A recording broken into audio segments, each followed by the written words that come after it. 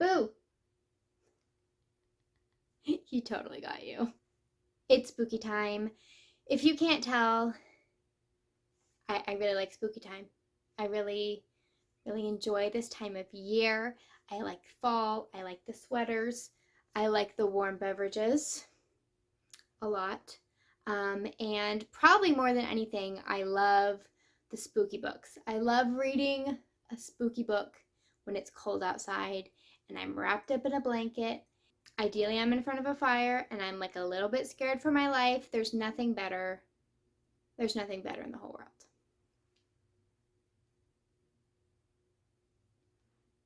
I can't guess what's in this mug.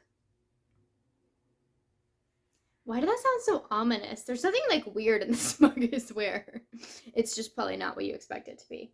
So this is my spooky time October TBR. I'm very excited about these books and I wanted to share them. This is a very ambitious TBR. We are really reaching this month. We're going to see how much I can read because I have a lot planned this month. And so it's very unlikely that I'm going to read all these books. How many books are there? There are 7 books here. Actually, that's not even true. 8. I didn't do all the math. Maybe I'll put it here. How many books? Thank you, editing me. So only one of the books on my TBR I have physically, so I'm going to be using this lovely space over here to show you book covers because I wouldn't want to overshadow my spooky little friend here. He's the real star of the show. Okay, so I'm just going to go ahead and dive in. I really doubt I'm going to be able to read all these books, but I'll be darned if I don't try. All right, let's go. So the first book on my TBR is actually not one book, it's a number of books. I'm planning to read the entire Wayward children's series by Seanan McGuire, and I'm very excited about it. So I read Every Heart a Doorway last year, and I totally loved it. It was super good, but I couldn't find the rest of the books anywhere. They weren't at my library or anything like that, so I just kind of forgot about the series, but I recently was reminded, and I'm very excited that all the audiobooks are on Scribd. I feel like this series is really like the perfect for Halloween because it's very, not only is it's kind of spooky, but it's weird and spooky and supernatural in a like very specifically Halloweeny way. I don't know if that makes sense, but for instance, I've actually already started Among the Sticks and Bones, so I'm cheating a little bit. But it has like vampire-y Frankenstein-y vibes, and it's so good, and they're in this like creepy world. I realized I didn't explain what the heck this series is. Let me rewind. Let me start over. All right, so the Wayward Children's series is basically, well, the first book, Every Heart a Doorway, is about a school or like a home for children who have like fallen into other worlds and have returned. So it's kind of like Alice in Wonderland if she got back, but all the worlds are very like dark, like it's like a darker take on the like Wonderland, Neverland type of vibe. Basically, it's a school like rehabilitating these kids because they can't exist in the regular world anymore. And if I remember correctly, every other book takes place in the school, and then the other books take place in these weird, whimsical other worlds, and it's super fun. It's so much fun. Again, I really enjoyed Every Heart a Doorway, so I'm looking forward to jumping back into the story. And I'm particularly excited about the second book in the series because I'm really intrigued by the characters it's about, because you met the characters in the last book and you get to hear their backstory in this one. And so I'm very excited. I'm enjoying it so far. I am looking forward to reading all of these books because I think, I'm actually not sure if they're novels or novellas, because they're pretty short, and so I think it'll be pretty easy to get through them quickly. Those are the first books I'm planning to read in October. Wish me luck to get through all of them, along with all these other books that I want to read. All right, so the next book I want to read this October is The Dark Descent of Elizabeth Frankenstein. So this is the book about Elizabeth Frankenstein, obviously. If I recall correctly, she's the one who the letters are being written to in Frankenstein. I don't totally remember. I really should do my research before I sit down to film. But as far as I'm aware, she's the one that the letters are being written to. Either that or she's Frankenstein's wife, Dr. Frankenstein. I think she's the cousin who whoever's writing to. Editing, Amy, will you tell me? Thank you for doing my research for me. As far as I know, this book is basically her point of view, her story. I don't know if it's the same story from her point of view or a different story about her, like afterwards or whatever.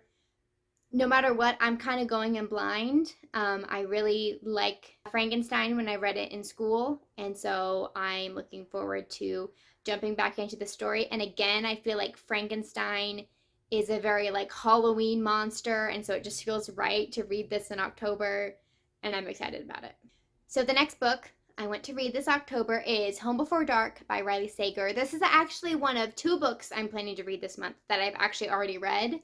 I read Home Before Dark last year, I think. Maybe it was 2 years ago.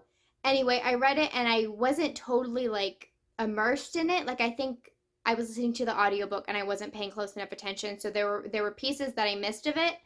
And I honestly wasn't a huge fan of it when I read it the first time, but I want to read it again and like really pay attention this time and see if I have a different experience this time. Basically, Home Before Dark is kind of a twist on your classic haunted house story. Basically, the protagonist's father is famous for writing this book about this super haunted house that they lived in when she was a kid, and about the horrible things that happened in this house and all the hauntings they experienced. And she doesn't necessarily believe it. She doesn't really know what's true because she was too young to remember all this stuff happening. And so after her father dies, he leaves the house to her because he refused to sell it to anybody else because it was so haunted. And so she returns to this house to see what's the truth about this house. Was her father telling the truth? Were there darker secrets that he was hiding? All that kind of stuff. I remember the vibes were super good, and so I'm excited to get back into those creepy haunted house vibes. I'm excited to read Home Before Dark, and I hope that I have a good experience the second time reading it.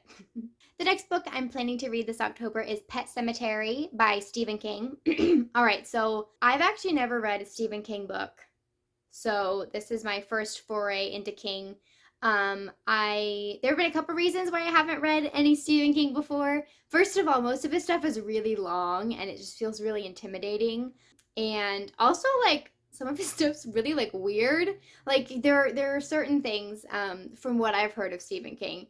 There are certain little things in every book that you're like, dude, like why was that necessary? That did not need to be there. Like the infamous scene in It. I'm not going to explain what said scene is, but I think that everybody who's read It or has heard of this will understand what I'm talking about when you go like, dude, like what the heck? Like why did you write that? Why was that necessary? Everyone's uncomfortable. Anyway, so I've been a little cautious to read Stephen King up to this point. But you know, he is an icon. You have to read Stephen King if you're getting into horror, and I've been reading more horror recently, and so I think it's finally time for me to dip my foot into Stephen King. And I thought Pet Sematary would be a good place to start because it has a lot of tropes that I like. I know there's like creepy new house, creepy kids, general creepy vibes. There's also a movie, so I might watch the movie. Actually, I think there are a couple movies. I might watch the movie after I read the book if I enjoy it. We'll see how that works because it's, again, Stephen King, so it's kind of long, and I'm planning to read a lot this month, so we'll see how that goes for me. The next book I want to read this month is The Graveyard Book by Neil Gaiman.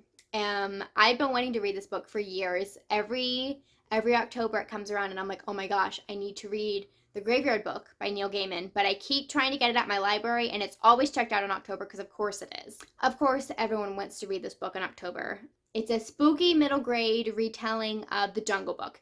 And another reason why I haven't read it yet is that my husband really loves this book, but he read The Jungle Books first, and so he thinks that I need to read The Jungle Books before I read The Graveyard Book.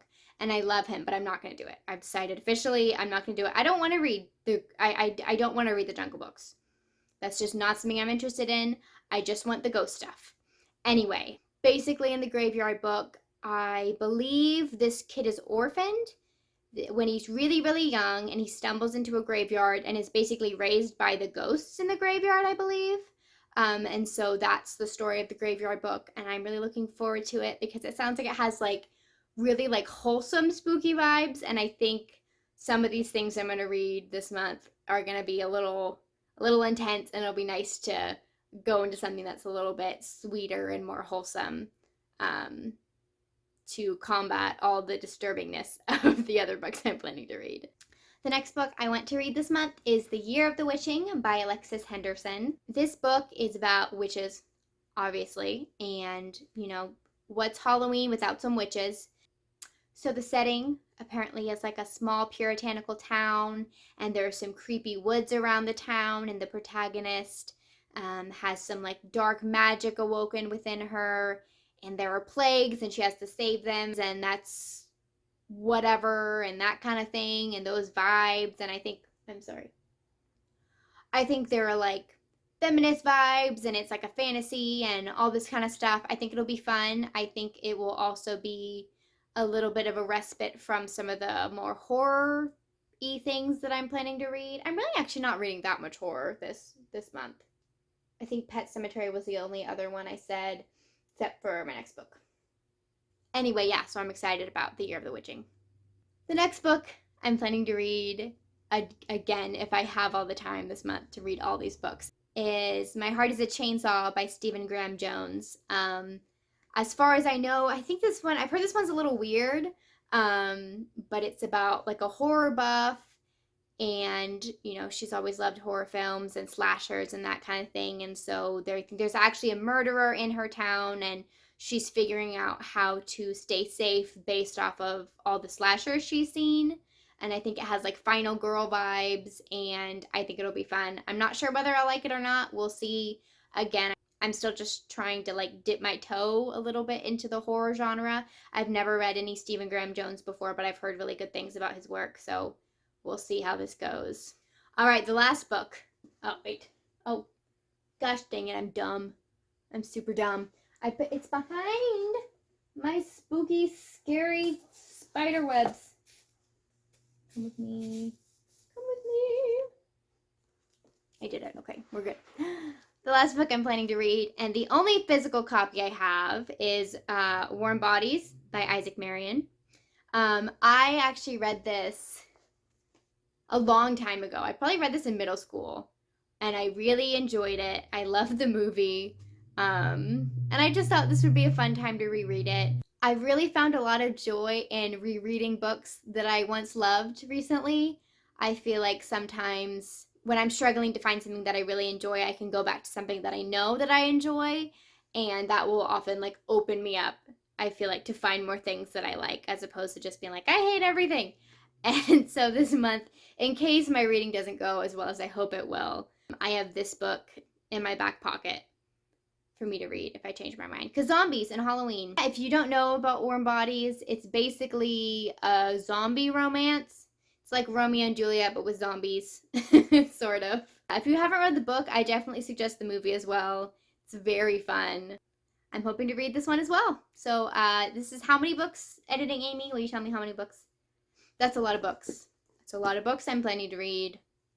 We'll see how it goes. But I really love Halloween. I love spooky books. I love spooky movies. I love general spookiness. I also really enjoy like the fun spookiness of Halloween, where it's not necessarily like horror and terrifying. It's kind of like fun and like spooky in a cute way, like my little friend over here. And so I feel like I have a couple books for that in here, and then I have a couple books that kind of toe the line between like horror and like Halloween spooky horror, with like more your classic like Halloween monsters like zombies and vampires and Frankenstein and that kind of thing. And then I have a couple that I think might actually freak me out, so we will see how this month goes. Wish me luck in finishing all of these spooky books. It's going to be a lot, but it's definitely going to be fun. Also, I have so much going on in October, so who knows when I'll have time to get all this reading done. But I can't let Halloween pass me by without reading as many spooky books as I can. So, Thanks for watching my spooky video, and wish me luck. I will see you later. Bye. I'm gonna move my spooky boy a little closer. Come here, spooky boy. Come here. Oh, careful. Getting close.